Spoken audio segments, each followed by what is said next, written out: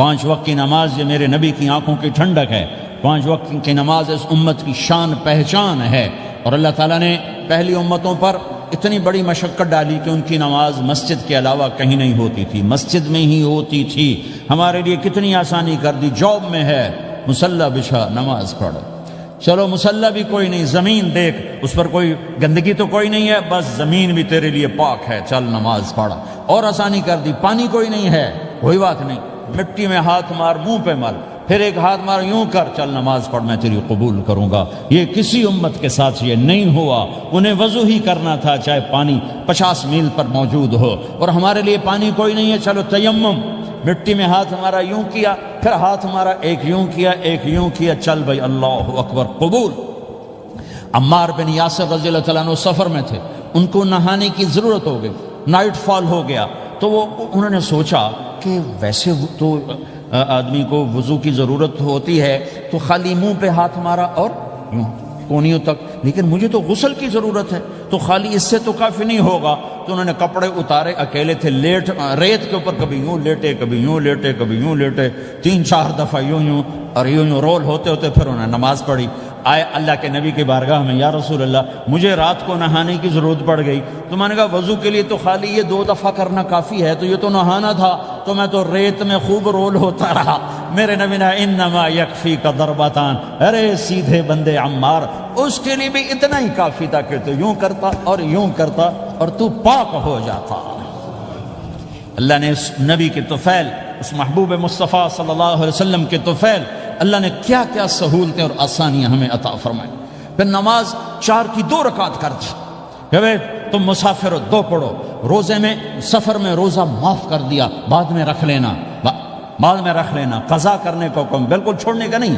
اور کہا کہ بھائی مریض ہو چھوڑ دو، مسافر ہو چھوڑ دو، اور نماز 2 رکعت کر دو، سنتیں چھوڑ دو۔ ابن عمر رضی اللہ تعالیٰ عنہ بیٹھے تھے تو انہوں نے 2 رکعت پڑھ کے بیٹھ گئے، تو ان کے خادم نے کہا سنتیں نفل نہیں پڑھو گے؟ کہا اگر پڑھنا تو 4 فرض پڑھتا میں، میرے اللہ نے معافی دے دی تو میں کیوں پڑھوں؟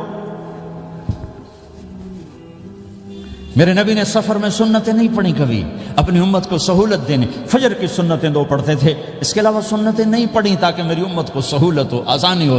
ایک دفعہ بارش ہو رہی تھی اور کوئی جگہ نہیں تھی نماز پڑھنے کے لیے، تو آپ نے اپنی اونٹنی کو آگے کیا اور اس پر بیٹھ گئے، بیٹھے ہی تھے، پیچھے صحابہ نے اونٹنیوں پر ہی صفیں بنائیں، اور یہ نماز اونٹنی پہ بیٹھ کر ادا کی گئی بارش کے اندر۔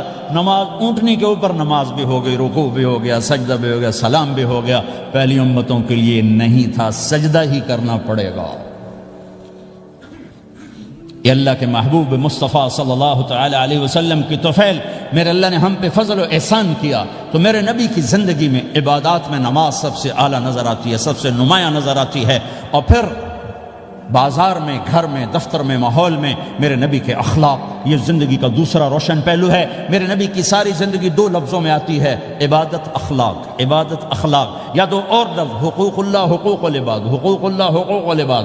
حقوق اللہ میں نماز سب سے اعلیٰ، اور حقوق العباد میں لوگوں کی برداشت کرنا، لوگوں سے درگزر کرنا، معاف کرنا، جھوٹ سے بچنا، دھوکے سے بچنا۔ میرے نبی سے پوچھا گیا یا رسول اللہ مسلمان کنجوس ہو سکتا ہے؟ ہم نے کہا ہو سکتا ہے۔ یا رسول اللہ مسلمان کمزور ہو سکتا ہے، بزدل ہو سکتا ہے، ڈرپوک ہو سکتا ہے؟ آپ نے کہا ہو سکتا ہے۔ یا رسول اللہ مسلمان جھوٹ بول سکتا ہے؟ آپ نے کہا نہیں، جھوٹ نہیں بول سکتا، جھوٹ نہیں بول سکتا۔ ہاں، الا لعنت اللہ علی الکاذبین، جھوٹوں پہ اللہ کی لعنت۔ اس لعنت کے ساتھ 400 پاؤنڈ بچا لیے، 4000 بچا لیے، 4 ملین بچا لیے، 4 بلین بچا لیے، 4 ٹریلین بچا لیے، ساری دنیا کو بچا لیا، اور اوپر اللہ کی لعنت پڑی تو اللہ کی قسم گھاٹے کا سودا ہے۔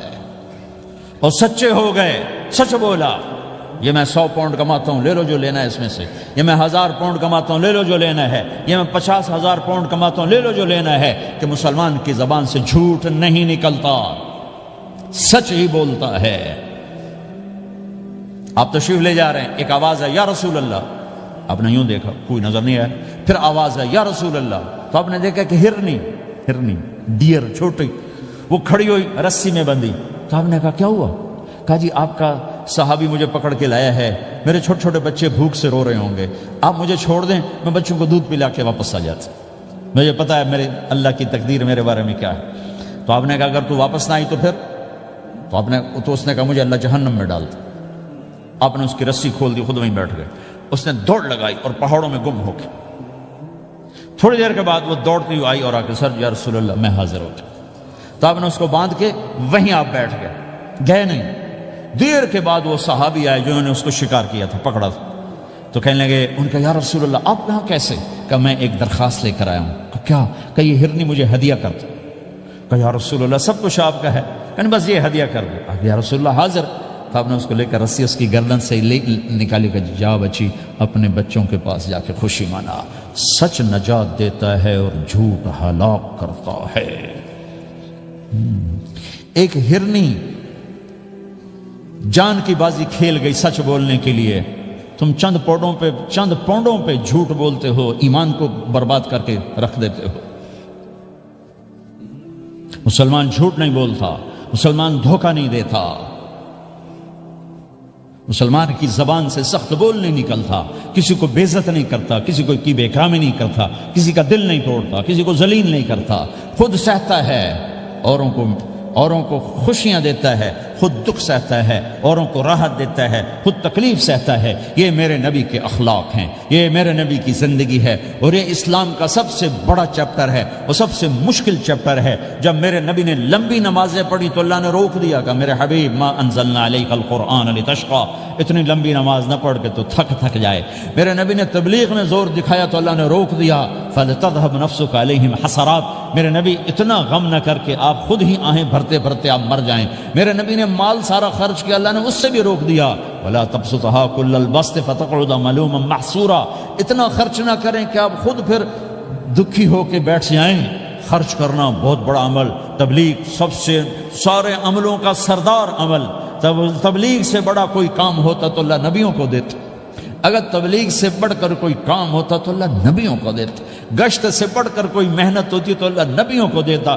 950 سال نوح علیہ السلام گشتی کر رہے ہیں, اور اللہ کی مان لو. اتنا عظیم عمل کا میرے نبی درمیانہ.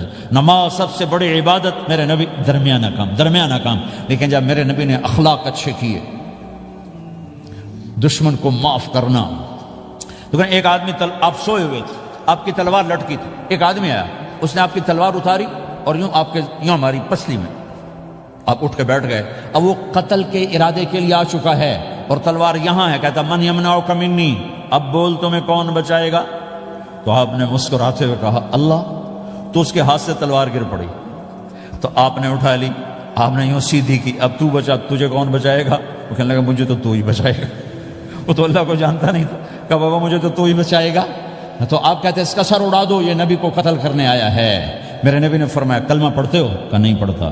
کہ جاؤ معاف کیا. یہ میرے نبی کے اخلاق ہیں. 20 سال جنہوں نے قتل کے منصوبے بنائے, مکہ والے. جب آپ مکہ میں فاتحانہ داخل ہوئے, ابو سفیان سب سے زیادہ آپ کو دکھ پہنچانے والوں میں پیش, تو آپ نے ابو سفیان کو عزت دی. جو ابو سفیان کے گھر میں داخل ہوگا اس کو کچھ نہیں کہا جائے گا. آپ تو ابو سفیان کو بلا کے سولی پہ لٹکاتے, اور آپ کہہ رہے ہیں جو ابو سفیان کے گھر میں جائے گا اسے کچھ نہیں کہا جائے گا, جو بیت اللہ میں ہوگا اسے کچھ نہیں کہا جائے گا. سارا مکہ سامنے, آپ یوں بیت اللہ کا دروازے پر یوں دونوں ہاتھ ایسے ٹکا کے کھڑے تھے. پھر آپ نے کہا میں کیا کروں گا اب تمہارے ساتھ؟ تو سہیل بن عمر نے کہا آپ کریم ہیں, کریم کے بیٹے ہیں. تو آپ نے کہا جاؤ میں نے معاف کیا. یہ اخلاق آج مٹ چکے ہیں, مردوں سے, عورتوں سے, علم والوں سے, خانقاہ والوں سے, تبلیغ والوں سے, سب زیرو ہوئے پڑے ہیں. جب تک یہ اخلاق زندہ نہیں ہوتے اسلامی زندگی قائم نہیں ہو سکتی, اسلامی معاشرت قائم نہیں ہو سکتی. اور دین 2 چیزوں سے آگے پھیلتا ہے, ایک دعوت اور ایک اخلاق.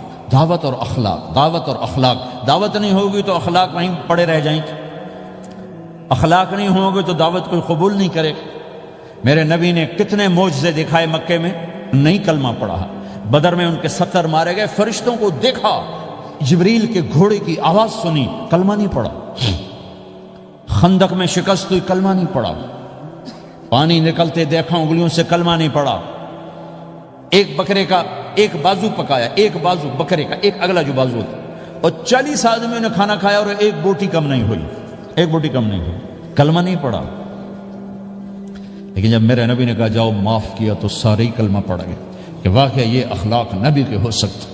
حنین کی جنگ میں جب بھاگے لوگ، شکست ہوئی، تو ایک صحابی کا بھاگتے ہوئے پاؤں ہمارے نبی کا پاؤں پر آیا، اور جوتا سخت تھا، تو آپ نے کہا اوجعتنی، اور آپ کے ہاتھ میں چھڑی تھی، آپ نے اس کو یوں ماری، اوجعتنی، ارے تو نے مجھے کتنا زیادہ درد پہنچایا، دکھ پہنچایا۔